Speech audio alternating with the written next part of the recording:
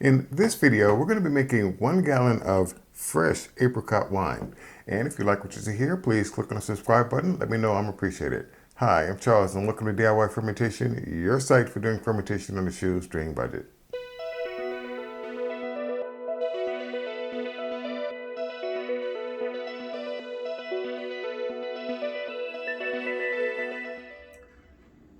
Okay, to make our 1 gallon of apricot wine, we will be using the following.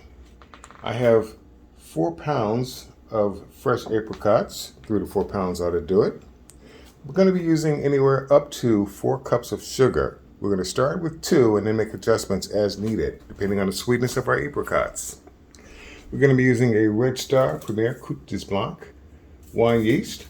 However, use whatever you got. We're going to be using our black tea bag to make a tannin substitute. Juice of half a lemon, which will be our acid blend substitute. If you don't have it, don't worry about it, but I will be using a peptic enzyme to eliminate the pectic haze that might develop. Straining bags, again, if you don't have it, don't worry about it.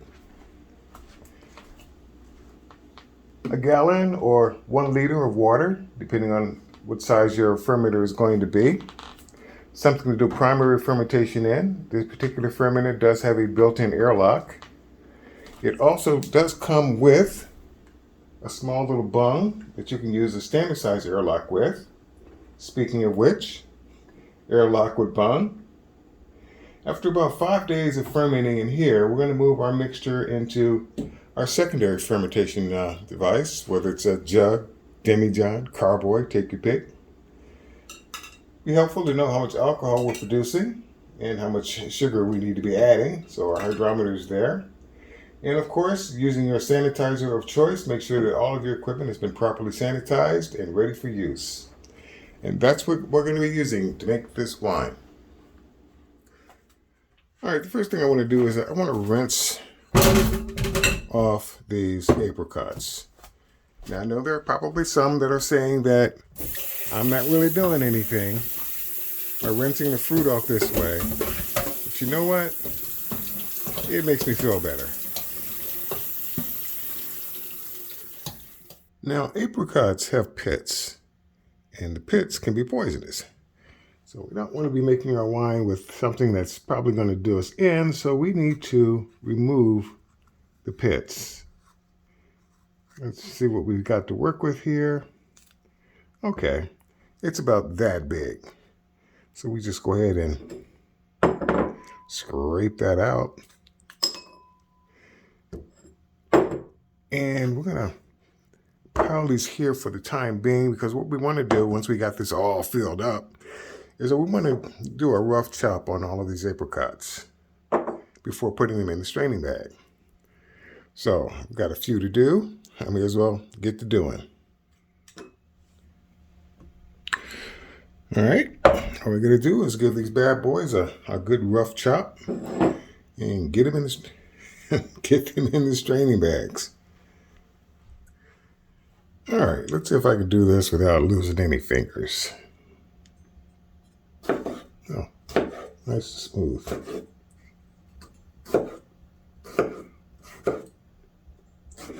Now, you don't necessarily have to use a cleaver to do this.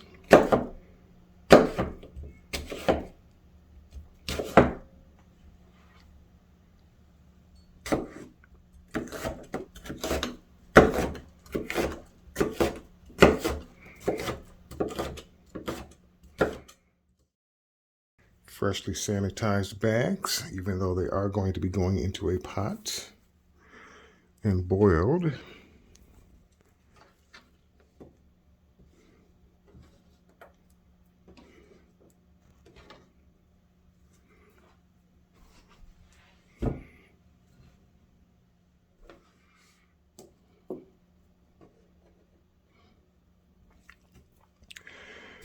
Okay. Oop. All I need to do is to tie these off, and let's get these in the pot. All right, let's do a couple of things. One, let's pour off a little bit of our filtered water into a small pan. Don't need much, half a cup at most. And let's go ahead and get our tannin substitute mixture going by turning on the heat to about low. No great hurry because the rest of our water is going into the big pot and we need to bring this up to a boil.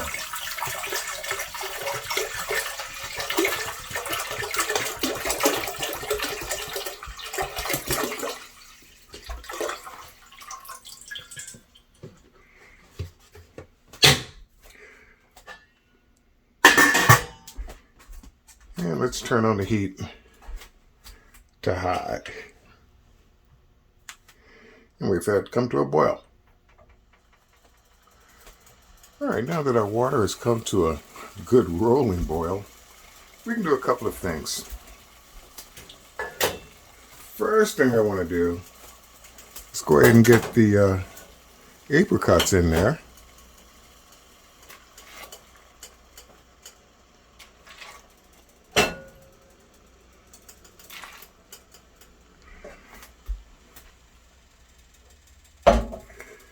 And check on our tannin mixture.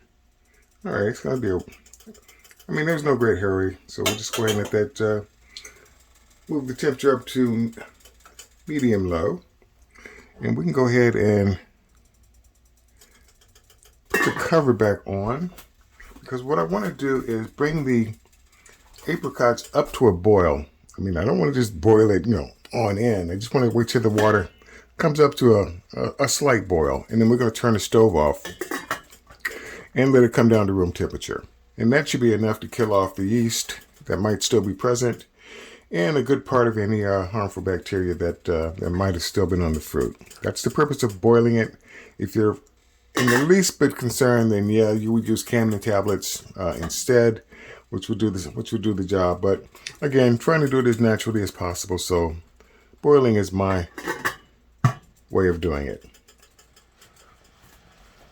Alright, now that our mixtures come up to a boil, let's turn off the heat.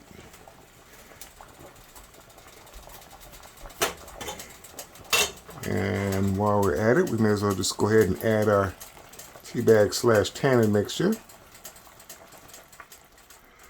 Alright, while our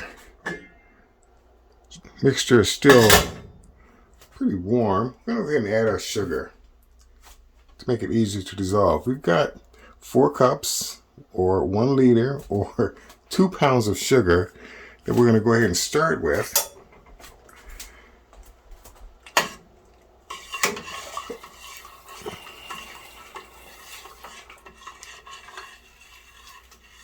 Go ahead and get that incorporated.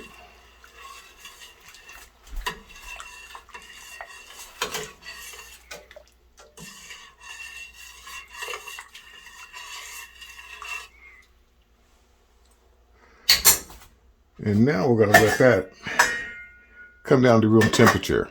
When it does, we'll go ahead and take our initial hydrometer reading, and if necessary, we'll add more sugar from there. But right now, that's that. Now that our mixture is cooled down to room temperature, our first hydrometer reading is coming in at 1.076. Just a little bit shy of where I would normally like it at 1.080. But you know what? Considering the yeast we're using, that's close enough.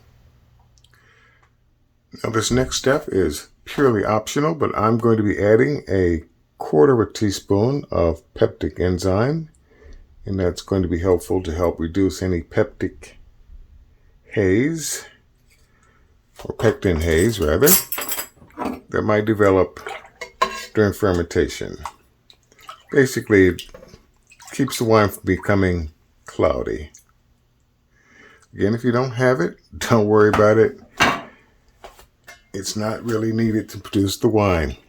So we're going to give that a cover, and we're going to put it aside for about 12 hours, and then we'll go ahead and wrap this up. Now that we've given our peptic enzyme suitable enough time to work, we now need to transfer our apricot juice into our fermenter.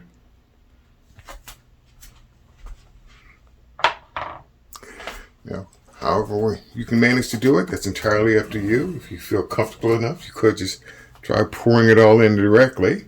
Good luck with that.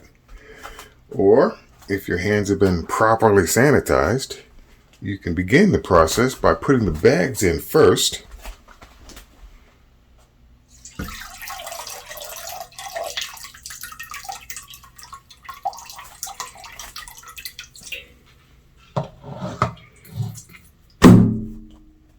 Like so.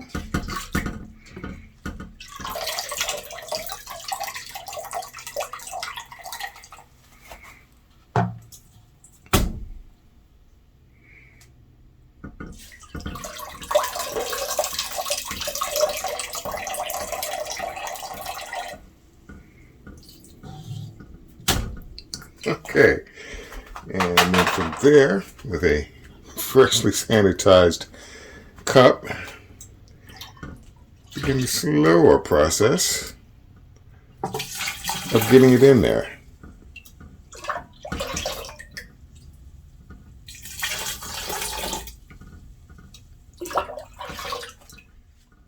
Now, at some point, you are going to be able to lift up the entire pot and just pour it in.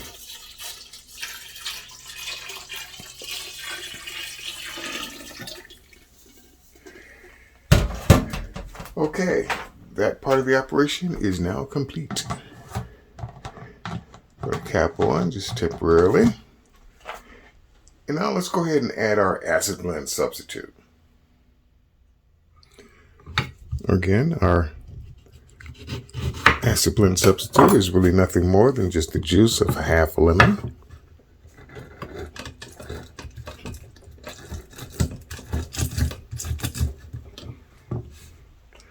And we'll add that to our mixture. Now, using only a quarter of a teaspoon of our wine yeast, we're going to just slowly sprinkle that around best we can, avoiding the top of the bags. Now, if you wish to hydrate your yeast, please feel free. I've had good success with just simply sprinkling the yeast on top and letting it do its hydration naturally. Go ahead and put your cap back on.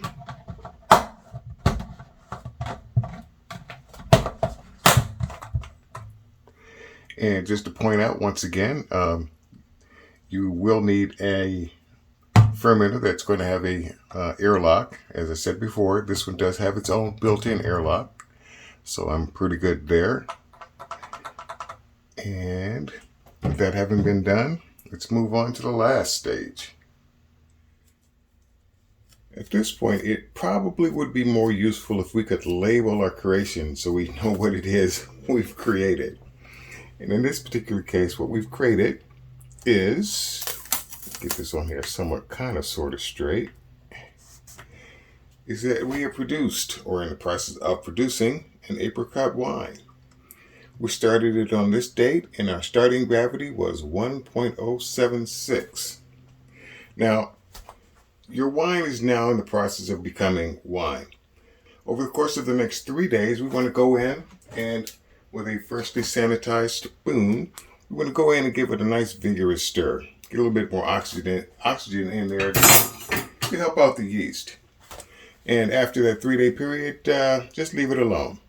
After 5 days from today's date, we want to remove those bags of apricots. They pretty much have done their thing. And you can go ahead and discard them in any manner you see fit. And what I generally will tend to do is that I will then rack this into our secondary carboy and begin the process of bulk aging.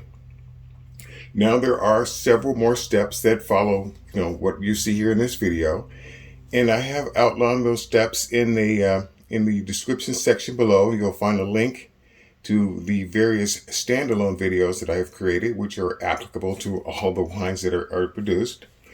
And over the course of the next several months, we'll pretty much follow those steps. And after about 12 months, our wine should be ready for bottling and for that matter, drinking.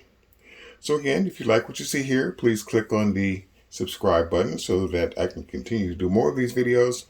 And that being the case, I will see you in the next video.